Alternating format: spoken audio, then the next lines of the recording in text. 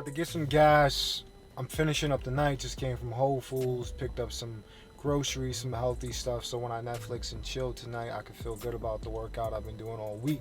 With that said, this is my first 48 hours with the Canon R6, and I'm not going to get into a full review, but just my initial thoughts on the camera. So upgrading from the Canon EOS R, the three things that kind of stand out is one, the fact that now when I shoot in 4K, I don't have to worry about that heavy crop, which I used to mitigate with the addition of the Metabone speed booster, which took it down to a 1.2 crop.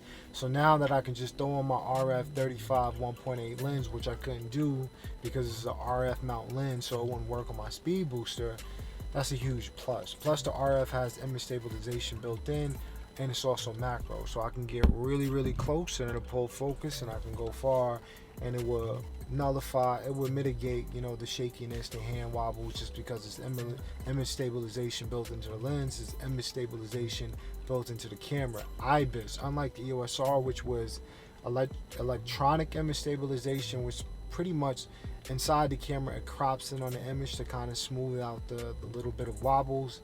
Ibis is actually, the sensor is actually moving to make a more smoother shot. So it's not quite like a stabilizer, but it is such an advantage to have when you're running and gunning, vlogging, doing handheld shots.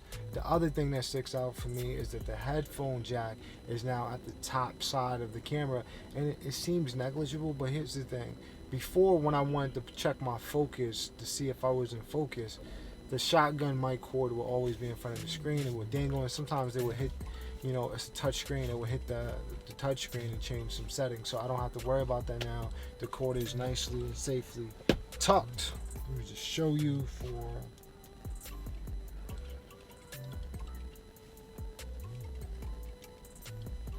So now the cord is safely tucked to the side.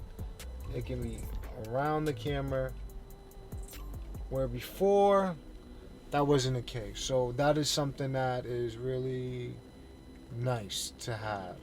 The third thing that I really appreciate is now when I'm using C-Log, which is going to give you the greatest flexibility when you're color correcting. It's a flat picture profile, normally reserved for cinema cameras, but the R6 and R5 having this, and even the EOS R having it, was a nice welcome. But whenever I put it in C-Log, you didn't have the ability to set your camera to auto exposure. You couldn't do that once you were shooting C-Log. Of course, if you're watching this and you're an expert, you're like, well, I shoot all manual. I get it. But when you're running and gunning and you don't want to worry about exposure, sometimes it is nice to have that little added caveat of setting the ISO to, auto exposure, to make sure that you don't have to worry about if light comes in, the camera will adjust. Now, with that said, I recommend when you use auto exposure, set a maximum ISO range. So I wouldn't go above 6400. Ideally, I would like to say stay below 3200. Most Canon DSLR cameras, mirrorless cameras, 3200 is pushing it. I know you can go to 64 and possibly 12.8 with some noise reduction, but it still look a little choppy. I think 3200 is probably the high that I would do. In certain situations, I might go to 6400, but I also don't want to spend all day in neat video using noise reduction just to make sure the footage is viewable. So with that said, those are the three things that stood out for me with the Canon R6. The other benefit that this has over the Canon EOS R is the fact that it is IPB in 4K, which means it is a smaller file size while being able to do 422 10-bit internally, which is a welcome feature. And then the slow motion, of course. I love the fact that now I can shoot 4K 60 frames per second and maintain tracking. And in 1080p, you can do 120 frames per second and maintain tracking. My $16,000 C500 Mark II can't even do that in 1080p. So Canon, if you're watching, you need to fix that, address that issue. I want 120 frames per second on my C500 Mark II. And I'm not talking about in 2K, I'm talking about in 4K. It's a 6K camera that should at least be able to do 120 frames per second in 4K. So let's fix that.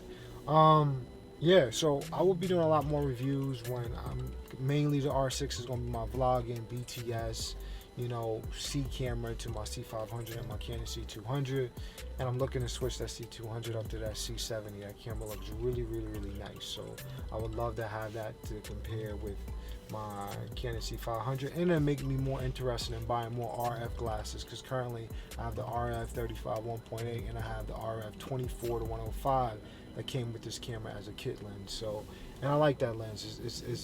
The RF lenses are smooth. The technology feels amazing. I love the fact that there's a control ring, so you can adjust the ISO instead of reaching in the back of the camera. I can adjust the ISO.